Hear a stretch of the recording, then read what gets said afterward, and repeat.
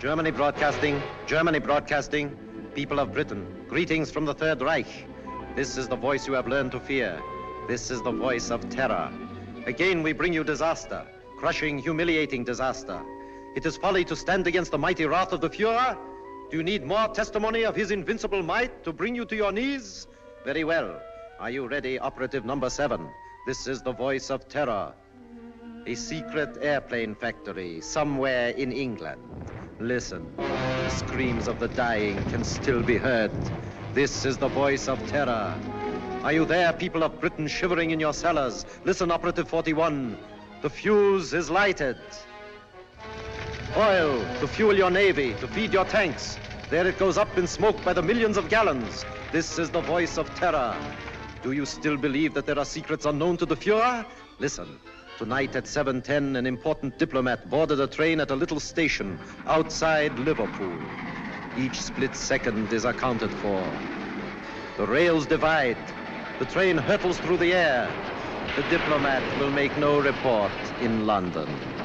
This is the voice of terror. Englishmen, do you still await your doom in your stupid, stuffy little clubs? It will come, I promise you. Operative 23, the time is now.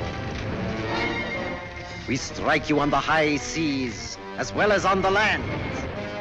This is the voice of terror. Englishmen, the Fuhrer strikes you now as he pleases. Water pours through your greatest dam, smashing everything before it, even as our invincible armies roll toward their objectives.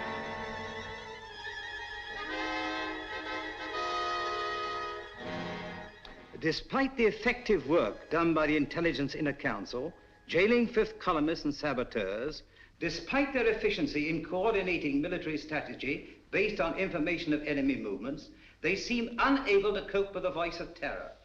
Already 6 military catastrophes have occurred. The unmitigated nerve of the press. Now they're attacking us. At last the fellow to kingdom come. If only we could keep this insidious stuff off the air. I'm not sure that I agree with you. What purpose would that serve? Well, the people wouldn't have to listen to it. I've been talking to Crosby, the radio technician. If we want him jammed off the air, Crosby can do it. I've been working along other lines.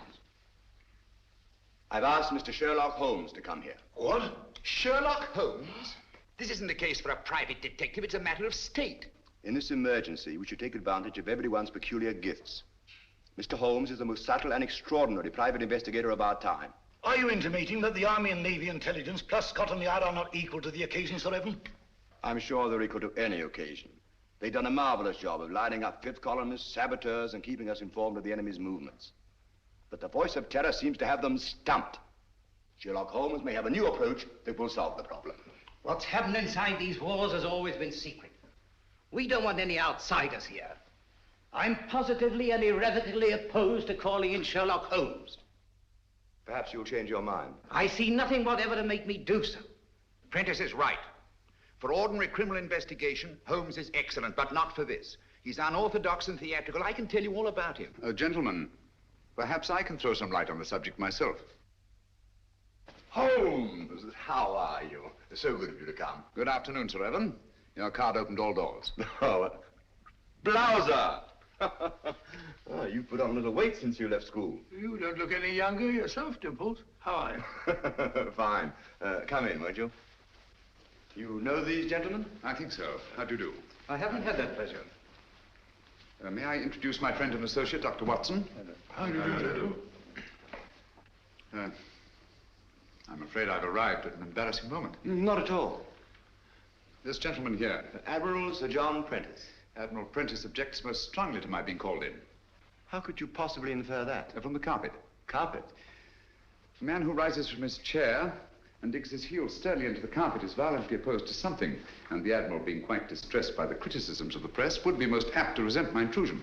Well, You've just arrived from Sevenoaks. yes, of course. How on earth did you know that? Oh, pardon my mentioning it, but adhering to your left boot heel is a variety of clay known only in Sevenoaks. An amazing piece of deduction. Elementary, my dear Barham. Here's a broadcast of the Voice of Terror.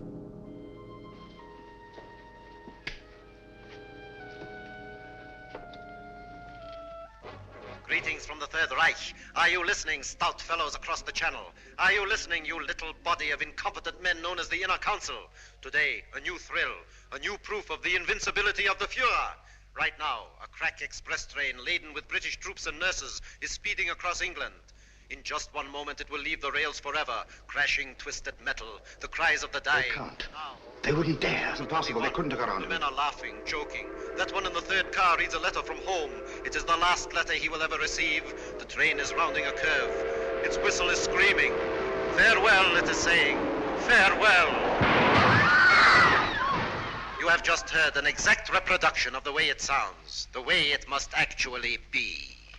The hearts of the German people bleed that innocent men and women have to be killed because your stupid war men... Shaw speaking. Have you any news of the Liverpool Express? Time and time again offered in peace. But if your blundering war cabinet cannot see that England is already lost, then it is our sacred German duty to prove it to them over and over and over until they are on their knees, begging, pleading, groveling for the exquisite mercy of our Fuhrer. Each night, the Voice of Terror will announce... Shut it off. the death blow struck at Stop the it. heart of England. Even as you listen, and you... I'm sorry. Do what you can, Holmes. This frightful thing has got to be stopped. His son was on that train. How did they find out about the troops? It was an absolute secret. Gentlemen, something must be done about this thing at once. Yes. First of all, then, the voice must not be blocked off the air. But he's a menace. All over the Empire, this horrible news is broadcast, blown up out of all proportions. The world is beginning to believe it. Even our allies are counting England out. People are frightened, panicky. The British people are not so easily panicked. It's dangerous, I tell you, to let this thing go on. Dangerous, yes, Captain Shaw. But we must continue to listen. What for? So that we can keep on guessing who it is? His identity is not important. The important thing is the purpose behind this campaign of terror. Purpose, indeed. Isn't it enough that our most secret plans are known? Our ships are being destroyed, our trains wrecked. I'm convinced that these disasters are only a prelude, a smokescreen, to cover up a more diabolic plan. And I intend to find out what that plan is.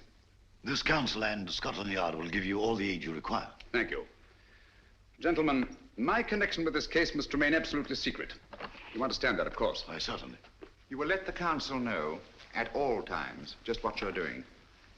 I shall give you such information as I think wise to disclose in the interests of safety, both the public's and your own. The Inner Council has never shared its secrets with anyone. I demand that you keep us informed of your activities and progress. Come along, Watson. Mr. Holmes, I want to apologize for your rather lukewarm reception here. Oh, thank you, Sir Evan. I'm used to the chilly atmosphere of high places. And of course, you recognize the importance of time. Quite. And results. Mr. Lloyd, I'm quite sure that Mr. Holmes can be trusted not to fail. He never has, you know. Thank you, Watson. The word is seldom. Goodbye, Sir Evan. Goodbye, sir. Goodbye, Barham. Goodbye, Watson. Shall we walk for a bit or take a taxi? I'm afraid we have no choice. Huh? You know, Watson, I have a feeling that when we go out of that door, a girl will be waiting. A girl? What do you mean? A young lady whom neither of us has ever seen before will come forward to greet us. Holmes, now you're pulling my leg again.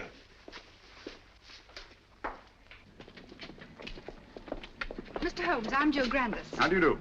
This is my friend, Dr. Watson. How do you do? How do you do? I've been assigned to drive you around. Thank you. Good gracious me. Where do you wish to go? Baker Street. I know, 221B. Come on, Watson. Hurry up, old fellow.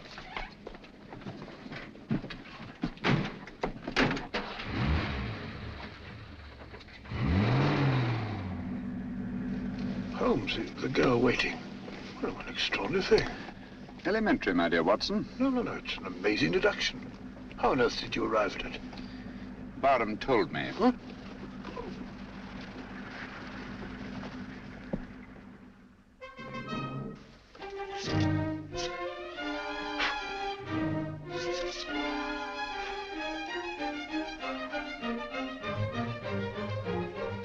Oh, don't you worry, Mrs. Hudson.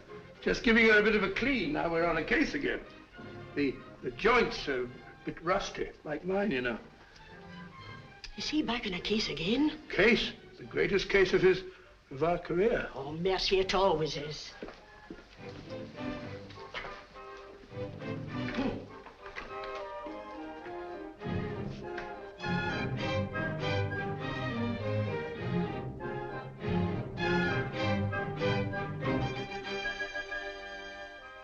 Holmes. Mr. Holmes. What? I'm sorry. Well, if you ask me, it's disgraceful. Beethoven's Fifth? Not at all. It's very good. Sir Ronald Headley's conducting very well tonight. I don't mean the concert. No? England's in danger. Heaven knows what frightful disaster's happening, and you sit there calmly listening to the wireless. Music hath charms. Very restful. That's got nothing to do with the whole... Contrary, my dear Watson, it may have a great deal to do with it. Oh, really? I don't see what.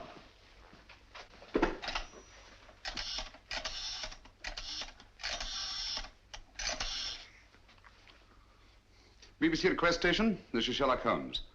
I understand you play recordings. Would you mind playing Beethoven's Fifth, conducted by Sir Ronald Headley? Thank you very much. But you just heard it. I like it. Huh?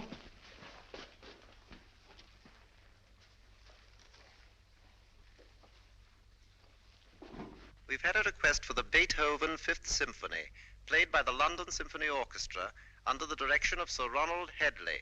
This is a transcription.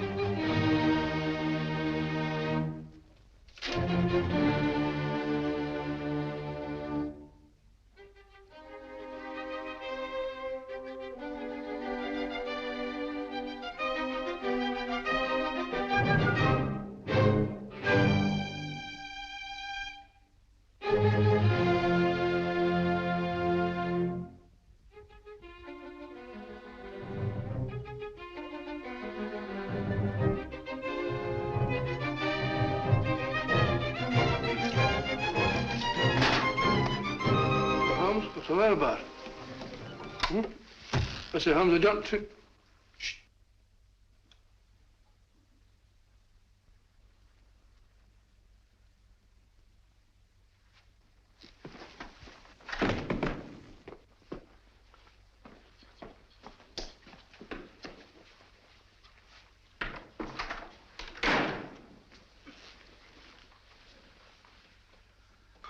Mr. Holmes. Yes, Gavin? Christopher. Dead? Yes. It's been driven in with a lot of force. Watson, this is a warning. Warning? How do you know? I had sent for Gavin to get certain information that you must have found there in the dark and sinister alleys of Limehouse. He came with his message, which someone doesn't want me to hear, someone determined and dangerous. What's the good of a warning of danger? You learn from what or from whom? That we shall have to discover. This knife was thrown by the tip, from a distance of about 50 feet, by a man about 5'10". Steady, Holmes. Elementary. No fingerprints. But the distance and the man's height. The angle of entry. And the force with which he penetrated the victim.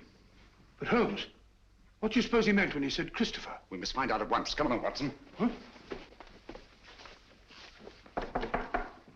Come in. Oh, Mr. Holmes, I saw a fella lurking about your steps tonight.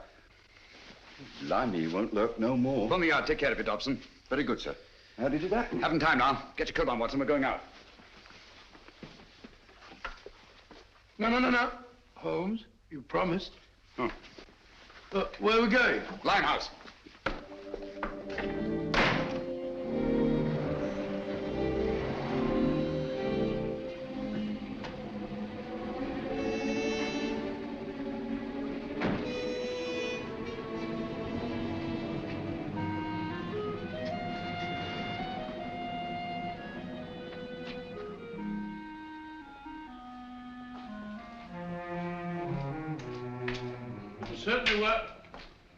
Certainly wise of you to let Miss Grandis go.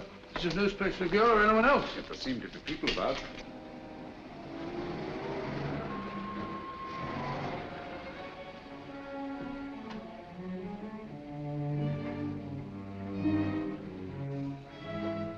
Even Miss Grandis. If I'm not mistaken, she's keeping an eye on us.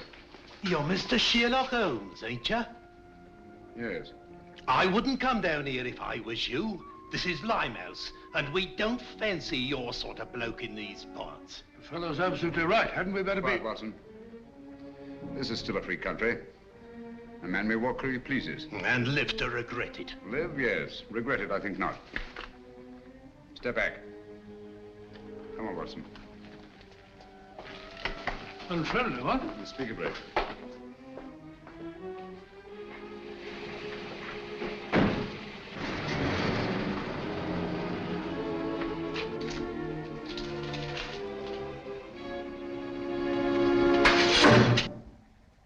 What was that, Holmes? It's all right, quiet. I can't see a thing. Luckily for us, neither can they.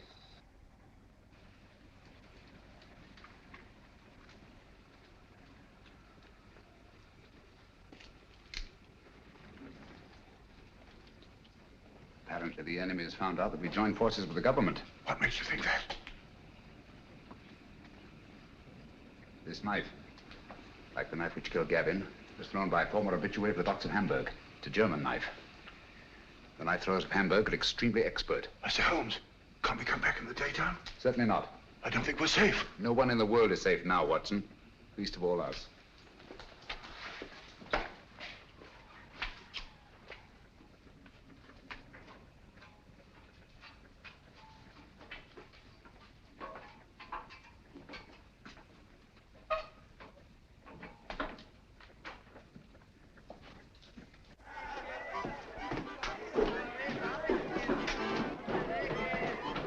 What is it, Freddy? Don't tell me that you don't recognize me. Mr. Sherlock Holmes. I got a specially ugly lot here I'll tonight. take my chances. I can't keep you up, Mr. Holmes, but...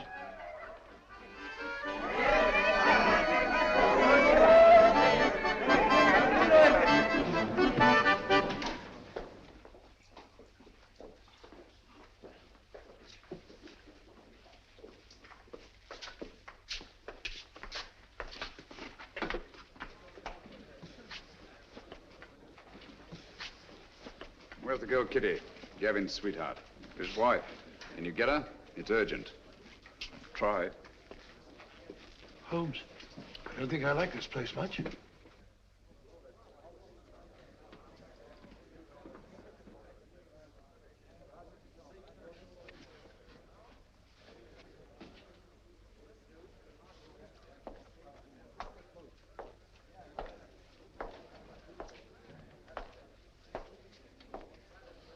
Well, just sit here if you don't mind. I think you'll recognize me, Mr. Holmes, if you look hard enough. Camberwell. You've got a long memory. Like me. Tarleton murder, 1932. Of course, I sent you up. Mr. Holmes, don't you think we better be... Stow your gab. For 10 long years, I've been sitting down there in Dartmoor, For the old 10 years, one thing's been preying on my mind. Only one? Just one. Someday I'll be getting out of here, I kept saying to myself. And when I do, someday I'm going to come face to face with Mr. Sherlock Holmes. Now you are. And now I am. Just who was it told you it was me who slit the throat of that swine Tarleton? I want an answer. You told me. Me? On the windowsill, you left 4 infinitesimal pieces of ash from a particularly revolting kind of tobacco that you were known to use. The knife blade was sharpened by a left-handed man. You signed your name to the crime. So that's what? Exactly. Very careless. Careless. It's criminal, I calls it. I ought to be shot. Perhaps someday you will be. You can put your revolver away now, Watson. Well, Holmes, you never know.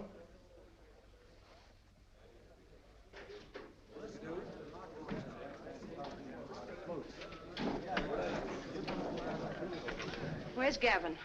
Sit down, Kitty. Where is he? You've got him into trouble.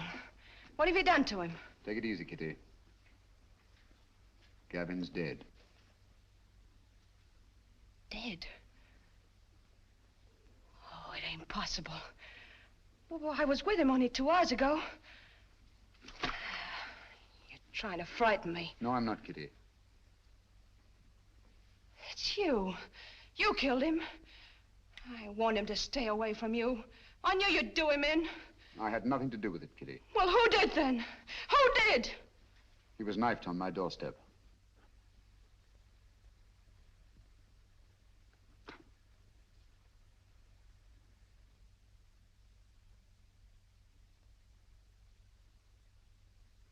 I'm sorry.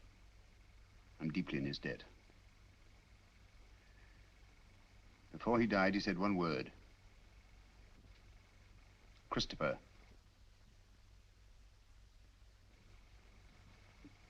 You know what it means? I've got to know. What's that to me? You want to avenge Gavin's death, don't you? I don't want nothing to do with it. No, with you. I never had any dealings with the police, and I won't start now. I'm not asking this for myself. Our country, England, is at stake. Gavin was killed not by his own enemies, nor even mine, but by the enemies of England. So that's it. Yes, Kitty. The Nazis killed him. Help me to find out what Christopher means, and I promise the man who murdered Gavin shall pay for it. Think, Kitty. The cutthroats of the world menace us all. You can help stop this savagery. Yes, you, Kitty. It would take the police weeks, months perhaps, to find out a certain piece of information we must have. That's not so with you and your friends. You know every nook and corner of London. Get them to help us. We need their help. Your friends will become an army. Do you understand? Secret, invisible, and mighty. And you will be at their head, Kitty. You will be their leader.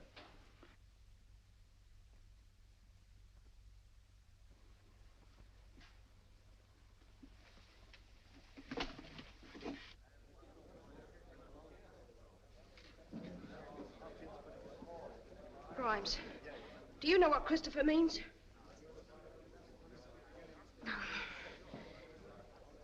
Dugan, do you know? Dugan, listen to me. I ain't got no time to listen to you, girlie. But you gotta listen. Someone killed Gavin. I don't know who, but you gotta help me find out. All right, don't help me then. Cut your own throats, that's what you're doing. Help me or help the Nazis. Sure, the Nazis killed Gavin. They might be your friends protecting them the way you are. Don't you know that all the crimes they commit are being blamed on you? Well, they are, and I hope you hang for them. You can have it. As for me, I'm British, and I'm proud of it. Nobody's gonna call me a Nazi and get away with it. Well, help me then. Tell me what Christopher means. Never heard of it. Well, don't anybody know? It's gotta mean something. Well, speak up if you know what it is. Let's have it. Don't mean a thing to me. You're gonna creep in the corners all your life? You're gonna sneak away at the very sight of a man like this and show him what coward you are? What are you afraid of? I'm not asking this for myself. England's at stake. You're England as much as anyone else's. Got no time to think about whose side we're on. There's only one side, England. No matter how high or how low we are. You, and you. We're all on the same team. We've all got the same goal. Victory! Now, what do you want to know? Spread out all over London. But find out what Christopher means. We'll find out. No fear about that. Thank you, Kitty. Well done, my dear. Shaw speaking. Yes, Miss Grandis. That checks with my report. No, Miss Grandis. Sir Evan hasn't arrived yet. Yes, thank you. Miss Grandis reports that Holmes spent some time at the Air Ministry today. That checks with my information. Last night a murder and a session in Limehouse. I wonder what the fellow... He's here now. I don't think I need to report on my activities, gentlemen. You must be fairly well informed. We have our methods, Holmes. It only remains for you to show what's been accomplished. All in good time, Mr. Lloyd. Good evening, gentlemen. Good evening, Sir Evan. What's the matter? You look pale. Oh, it's nothing. Barham, your hand. Let's have a look at it, Barham. Oh, it's really nothing. Just an accident. What sort of an accident? Some fella took a shot at me, just as I was leaving the house. Took a shot at you? It's only a scratch. Ugly thing to happen. Have you any idea who it was? No, I haven't. He popped up out of the bushes, just as I was getting into my car. Fired once, then disappeared. What do you make of it, Watson? Bullet wound. Congratulations. This is a matter for the police. Oh, no, please. I can never identify him. Let's forget it. Captain Shaw.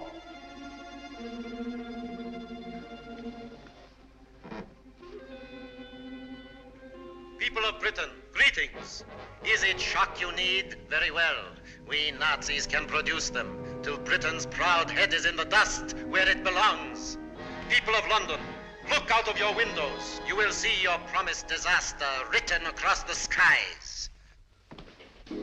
Lawford, turn out the lights, please. Look to the East India docks. Are you alert, number 20? Look, Britain, look, and wonder, and despair. We Nazis keep our promises. There's a terrible fire in East End. Concentration of men and supplies. American bombers, tanks, gone. Destroyed utterly. The flames are mounting, higher and higher and higher. Now the glare must be visible even to the short-sighted leaders of your bewildered government. Mark well the towering fires. They consume your new planes from America, your meager store of tanks, your puny munitions, and your food. Planes that were your only defense against our all-powerful Luftwaffe. Tanks and munitions that you prayed would hold against the magnificent 50-ton German land monsters, which will soon be crashing through your very houses. Food. Desperately needed morsels you...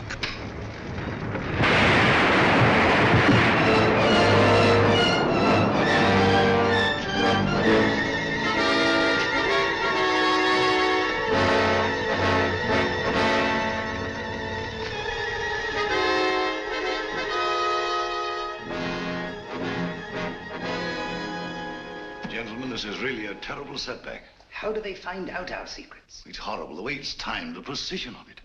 It's not so precise. Almost precise. What do you mean? I should call it exact. No. The fires actually broke out sometime before the voice called to his operative in London. Joe, that's true. And last time, the train disaster.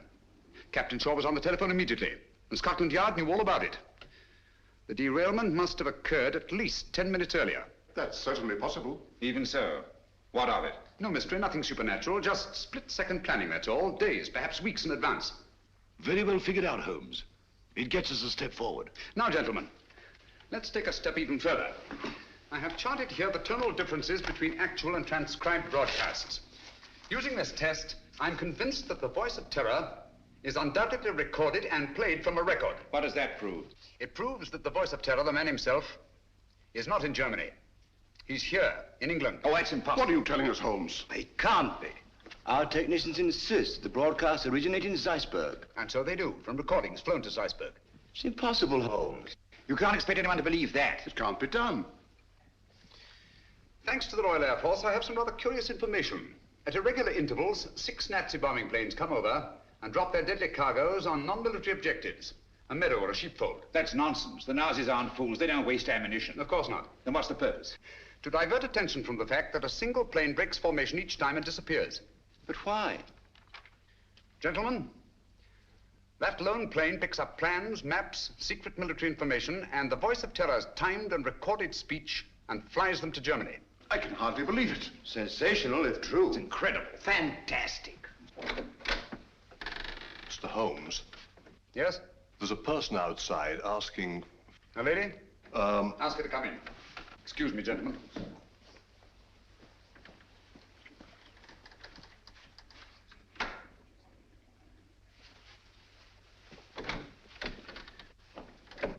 Gentlemen, I must leave at once. Where are you going?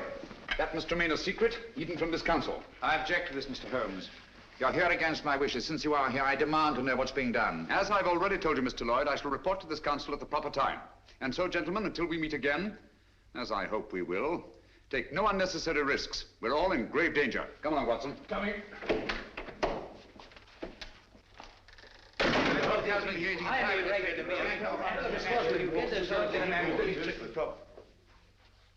Stay.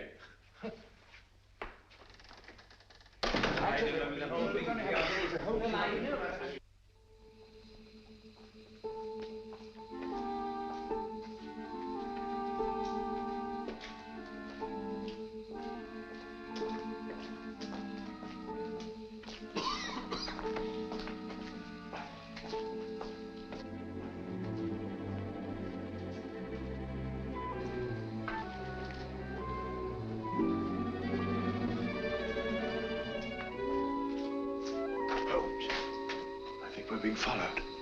Yes, I know. It's Lloyd. Lloyd? How do you know? He's so obvious about it.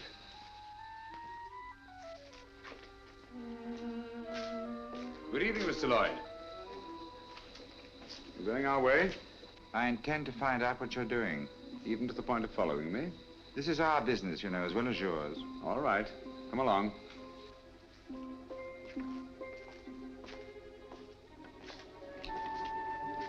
This is the place. Seems deserted. It's been deserted for years.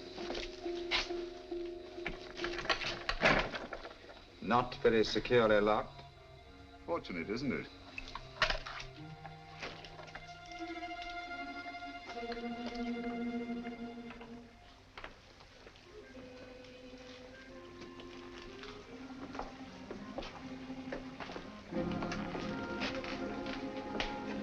Water. It's the river.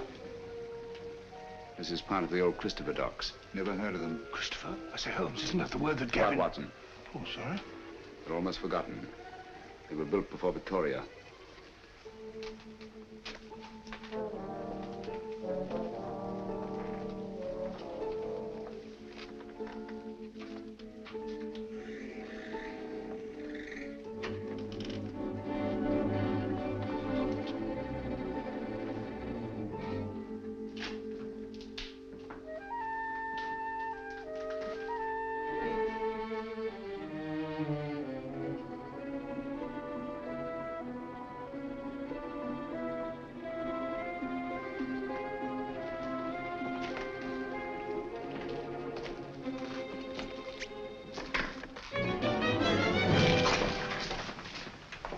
Red.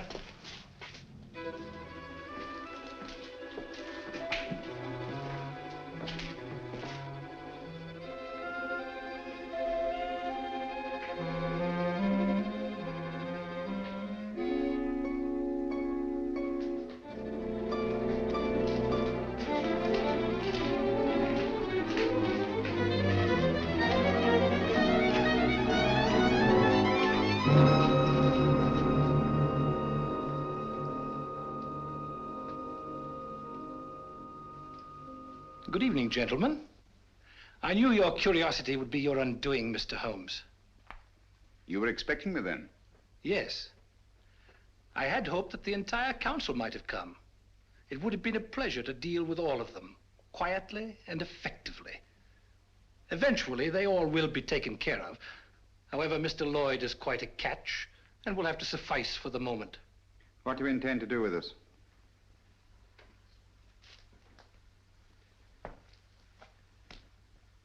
Were it not that time is so pressing, we might first put you on trial. On trial for what? Crimes against the Third Reich. Misguided efforts to wreck our inevitable victory. Mr. Lloyd, your super-British patriotism, your blundering but sometimes effective intelligence efforts are well known. We have quite a score against you, which will be settled. Dr. Watson. A fair physician, no doubt, but of no consequence. To our stupid British minds, every life is of consequence. A quaint notion of an even quainter nation. We are not like that. We know that only the powerful are worthy of respect. Let our record speak for us. Your record speaks. It's brilliant. Thank you. A brilliant record of rapacity, cruelty, torture, deceit, and murder. Murder?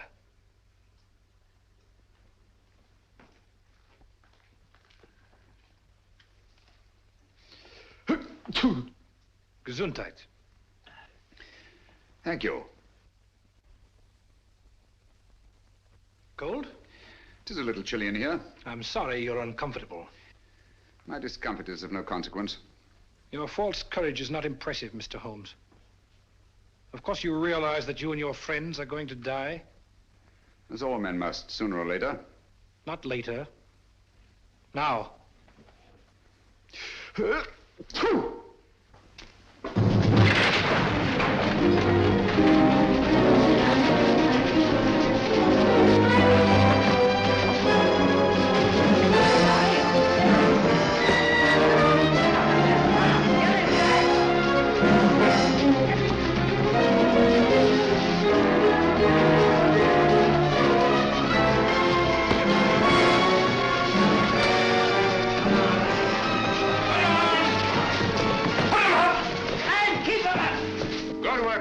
It's a pleasure, sir. All right, then. Line him up there against the wall. Come on, get back again.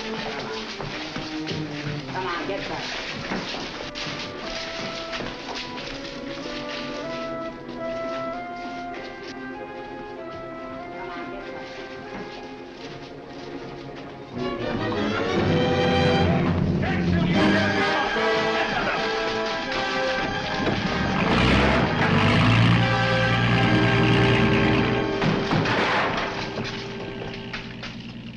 Got away.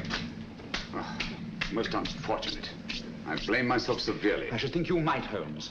If you hadn't been so stupidly mysterious, allowed Scotland Yard to give you adequate protection, the man would never have escaped. No, he never would. Most regrettable. But... Gesundheit.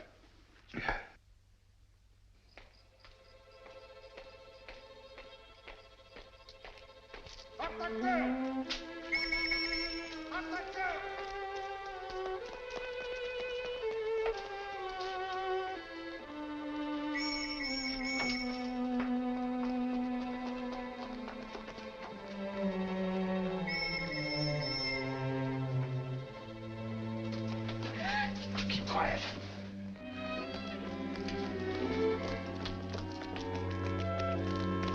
Hands off, you fool! Do you want to bring the whole force in here?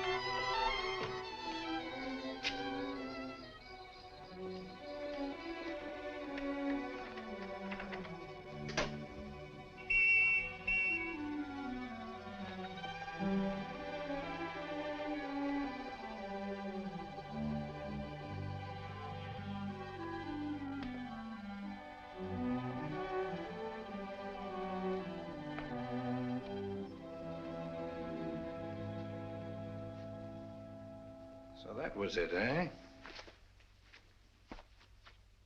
Quite a haul. It's mine.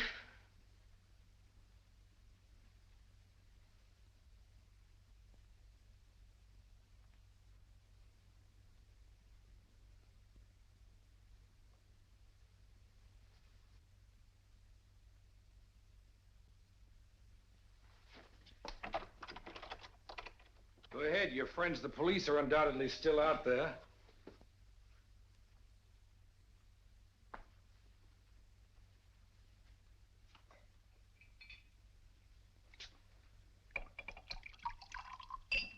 There isn't a better hideout in all London.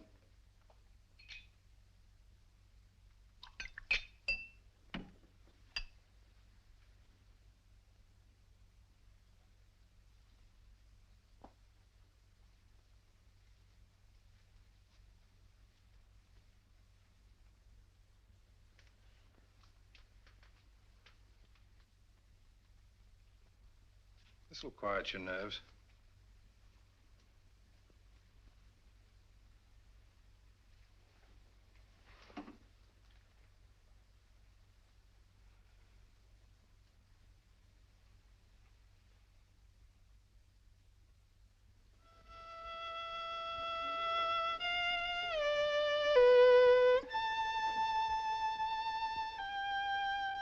Your tea's got cold again.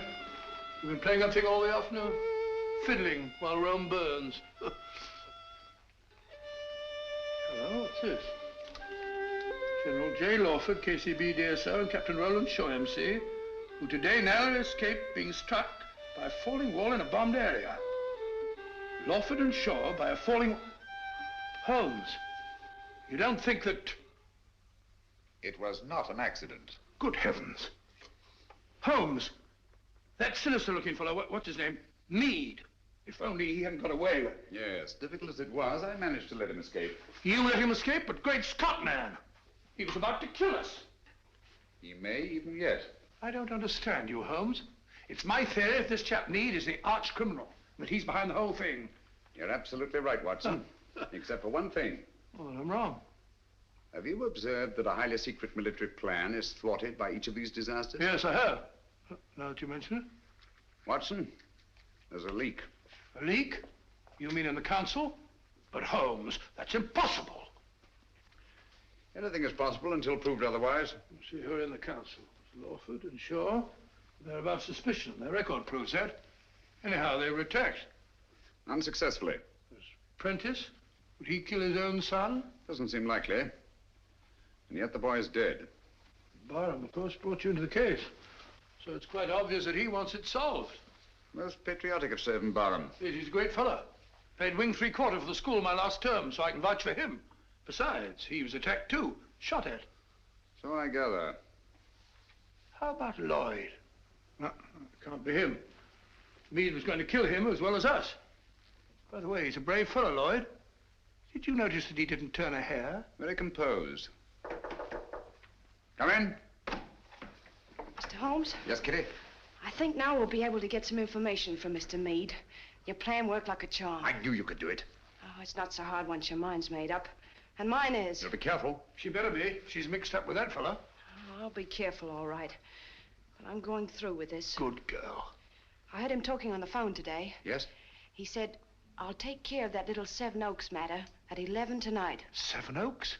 Isn't that where... Barham has a country place. Watson, there's not a moment to lose. If I find out that Meade did kill Gavin, I'll... If so, he'll be punished. I warned you no one was safe with that fellow at large. Now he's after Barham. Yes, I only hope we're in time. Come along, Kitty. I'll get you a taxi. Thank you, Mr. Holmes.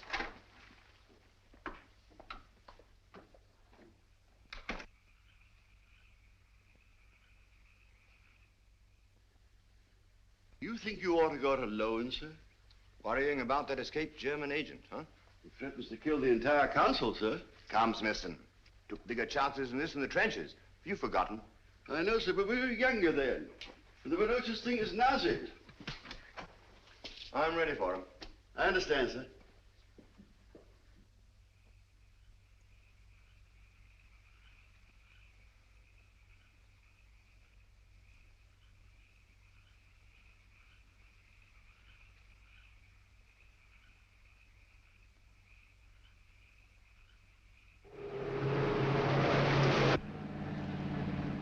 Driven Sir Evan down here before, of course, Miss Grandis. Quite often. He comes down whenever he can. He's a local air raid warden, you know. Likes to get away from the excitement occasionally, eh? Yes. It's so very quiet here. Quiet and remote. away from everyone.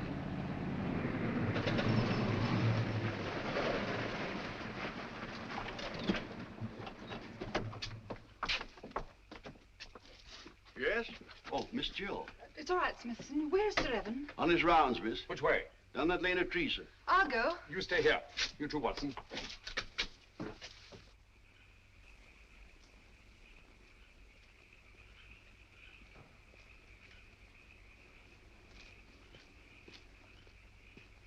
Hello there, Barham.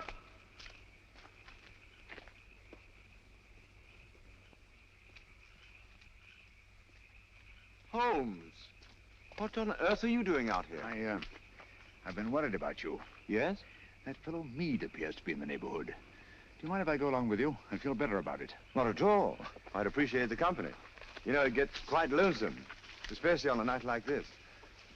By the way, do you feel you're getting any nearer a solution of this terrible business? Yes, the end is in sight. Really? Well, would you mind telling me? Listen. Air raid sirens. Yes. Coming our way. Yes. Yet I don't seem to hear any planes. Wait a minute. I can. Look, there's one. She's coming right over.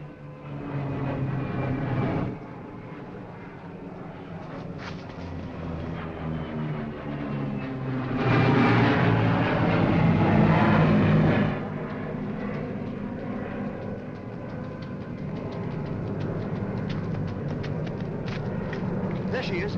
Also theirs. Theirs. Holmes, he's coming in for a landing.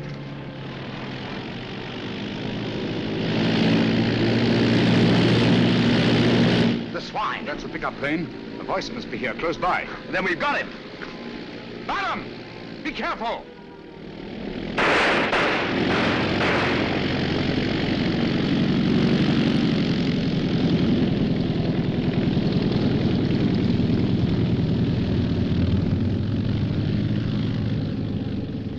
I can't understand you, Holmes. Why didn't you help me? We almost had him. You're too impatient, Barham. My patience is exhausted.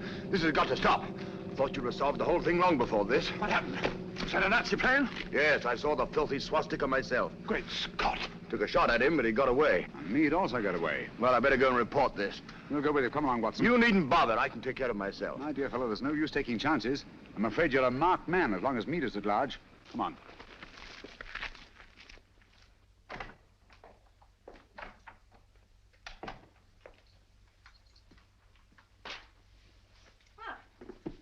You're a fine one, leaving me alone half the night. Do you think I like it? I want to go out and have some fun. Don't bother me. Said you were going to let me work with you. Someday you'll come back and I won't be here. Where would you go? What's my business? Maybe you'll be waiting here next time and I won't come back. Don't talk like that. I'm sorry, Kitty.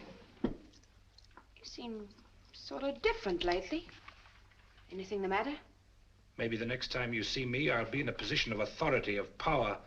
No longer hiding in the dark. Giving the orders, not taking them. What do you say to that?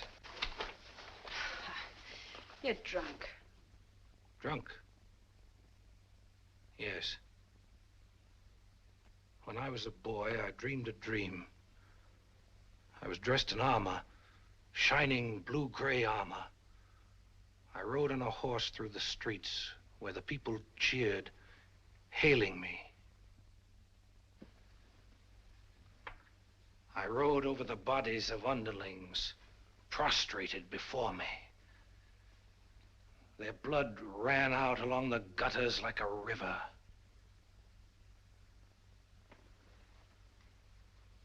What if this was no dream? What if it was prophecy? What if all this comes to pass? Well, something must have happened to you. Yes, Kitty. Something that you're going to share with me.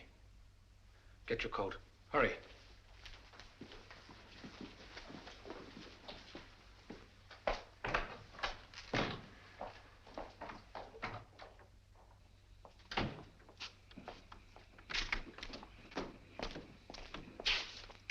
about you? Got plenty of petrol? Enough. Start driving.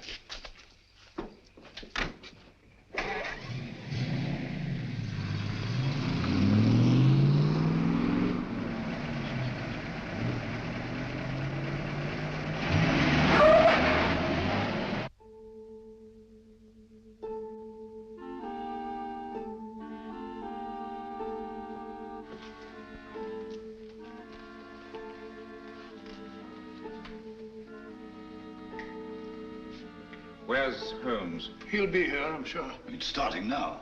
Here he is. You're almost late. I had to go to Downing Street. Good evening, ladies and gentlemen. Your favorite broadcaster, the voice of terror, coming to you from Zeisburg. Tonight I have something special for you. Where are you weakest, you weakening people of Britain? Consider well. Is it lack of food? Is it your stodgy leadership? Faulty ammunition? Scarcity of shipping? Lack of raw materials? Do you know that despite all your great efforts, your coasts are inadequately defended? Especially one coast. And there we shall strike. Swiftly, terribly. Tomorrow at sunrise. In a special broadcast at that time, I shall describe the carnage. Turn it off. What does he mean? What kind of threat is this? Remember, all our reports for the last few weeks have indicated abnormal enemy activity on the coast of Norway. That means an attack in force on our northeast coast. Then that's where we must concentrate all our forces, immediately. They'll never bring it off now that we know. This time the voice is boasting. Perhaps, but so far he's made good his boasts. What have you done to stop it? Shilly-shallying about while these crimes continue? This is the last straw. We must prevent this all-out attack at any cost. Sir Evans' right. All our available resources must be rushed to meet it. Withdraw material from elsewhere? If need be, yes. This calls for action, and lots of it. There's something curious about this broadcast. He said tomorrow. Always before, it was now. I wonder what it means. There's no time for wonder at this point. Mr. Holmes, your methods have got us nowhere. The situation demanded action and got none. Mr. Lloyd, I think I know when action should be taken. Nevertheless, we take charge now. This is a crisis you can't hope to deal with. A man to see you, Mr. Bring him in. Yes, sir. Mr. Holmes, sir. Last night I trailed Kitty and that fellow Meade. Yes? They went to a place near a bomb village on the coast, sir. North? No, sir, south. South? Why didn't you come sooner? Motor trouble, sir. Just got back. All right, it can't be helped. Stand by until we need you. What? So, it's on the southern coast the drama's to be played. The fox is out of his hole at last. Meade has led us to the voice of terror. Gentlemen, we must set out at once. Are you mad? What sort of a wild goose chase are you suggesting? It's ridiculous. It's time to put a stop to this. Barnum speaking. Yes, of course. We've been ordered to accompany Mr. Holmes.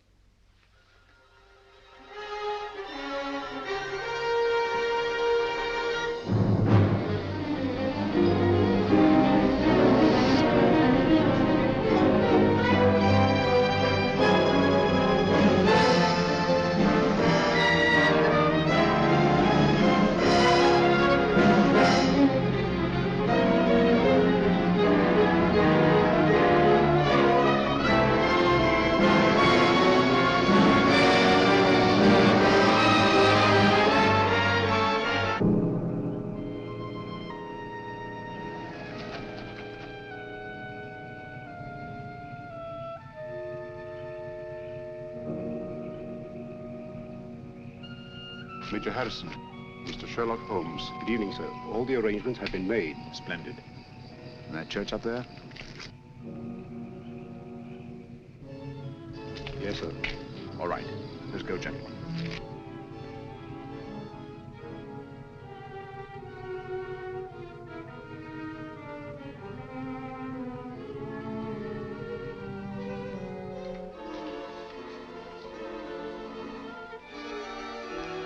Von Borg seems to be delayed.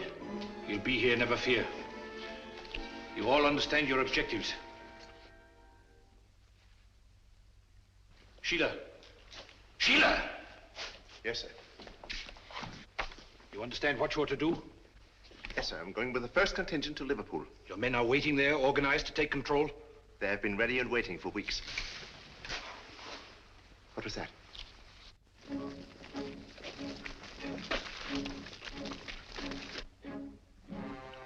When the world is changing, it is natural to be on edge. Merely owls or perhaps wood rats? No, it sounded like Sheila. Yes, sir. Wall. City of Croydon and Croydon Airport. All is prepared. You go. Birmingham, where I used to slave in the factories, but not anymore. The day has come at last.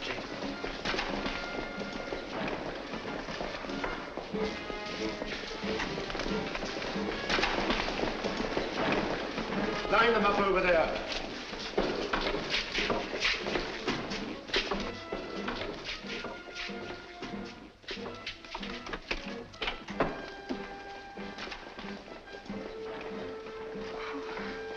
Mr. Holmes. Oh, I was afraid you'd be too late. I'm glad you're safe, Kitty. Come along, sit down.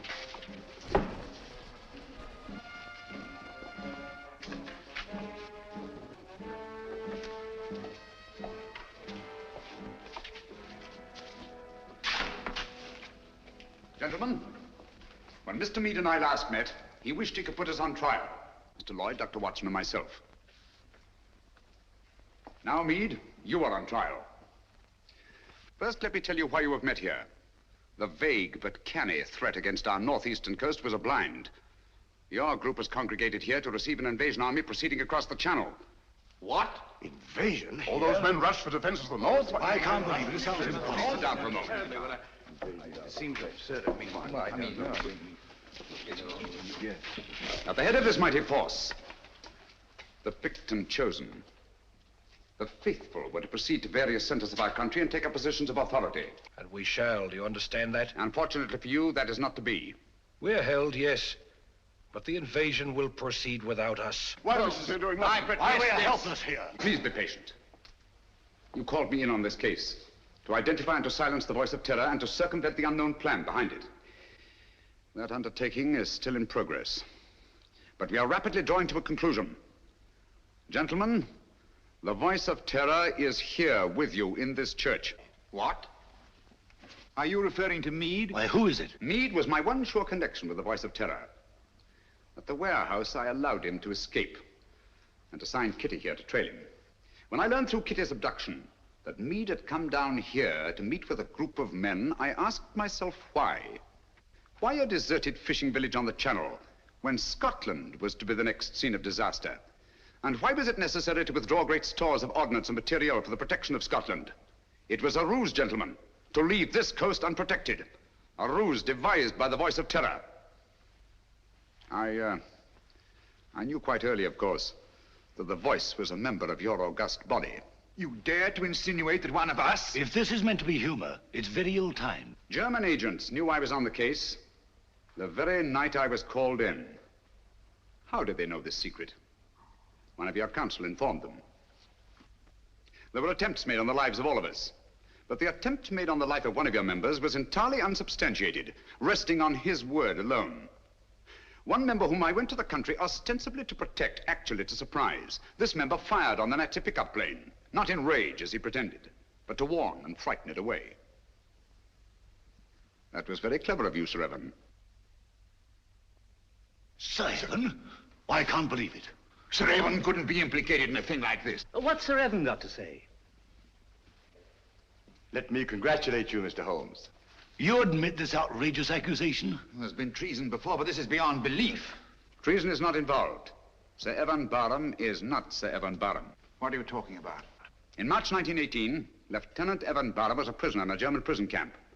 There, his amazing resemblance to a certain Heinrich von Bock, a brilliant young member of the German Secret Service, sealed young Barham's fate. One morning, he was taken out and shot, murdered in cold blood. Then this man is Heinrich von Bock, who has been masquerading in Barham's place for the past 24 years. You see, gentlemen, the Germans plan well in advance. It's incredible. How could a thing like this happen? Barham had no immediate family. The details of his private life were avidly studied by von Bock, who was 3 years at Oxford and had a perfect knowledge of the English language and English habits. So, with possibly the help of a little plastic surgery, Not forgetting the considerable resemblance to Barham in the first place, the deception was carried through. Very clever, Mr. Holmes. I must say, Holmes, this is positively amazing. What made you first suspect Barham? The real Sir Van Barham carried a scar from childhood. This one is about 20 years old. A detail, but significant. I can't believe it. It was Barham who insisted on your being brought into the case. A colossal piece of egocentric conceit. One to match your own, Mr. Sherlock Holmes. Of course I brought you into the case. To see your weak and silly handling, to watch you fumble and lose it. Are you too stupid to realize that this group is but a small part of our organization? We have men stationed all over England, ready to take command. They never will. They were all taken exactly at dawn, just as you were. So now we are trapped, huh? No, gentlemen. It is you who are trapped. Listen. Even now our Messerschmitts are roaring overhead, the vanguard of the invasion. Why are they not routed? Where are our boasted anti-aircraft guns? They are silent. Our little ruse was entirely successful. The coast has been stripped of its defenses. Preserve your vaunted British vanity as best you may in this your hour of most humiliating defeat. You have not captured us, my friend. We have annihilated you. Do you really think us so blind that we would strip this coast of defenses because of a voice on a phonograph record? The Council was deliberately misinformed about moving the defense forces. You are trying to save your face. Look, if you think I'm lying. Those are not Messerschmitts. They're Spitfires and Hurricanes. Returning from blasting your invasion forces, destroying men and barges by the thousand. Look further, Van Bork. Look below.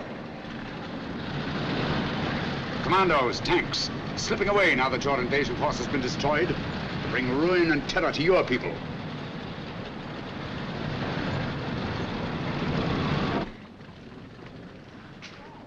I wonder if there's anything on the wireless about this. The BBC. We are frightfully sorry to announce that a special broadcast of The Voice of Terror will have to be delayed indefinitely. A threat against our northern coasts, made only as a blind to cover the enemy's invasion plans, has not been fulfilled. Instead, our victorious planes have blasted invasion bases on the continent, destroying enormous stores of materiel and troops. More news of this triumphant victory tomorrow. At the same time, the scattered Nazi agents all over the Commonwealth have been unceremoniously clapped into prison. That is all.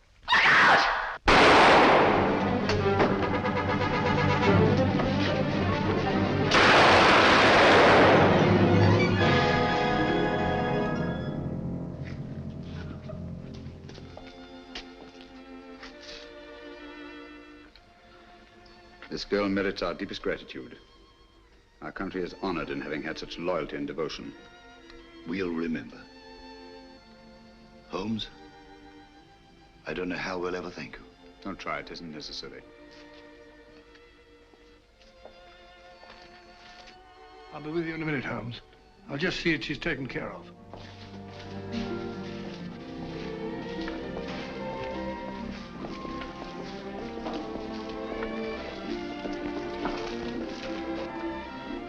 I always did think that chap was an imposter.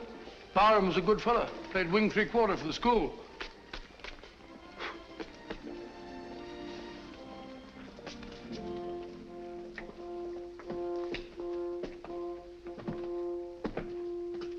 What a lovely morning, Holmes.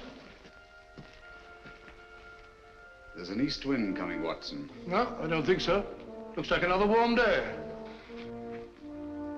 Good old Watson. The one fixed point in a changing age.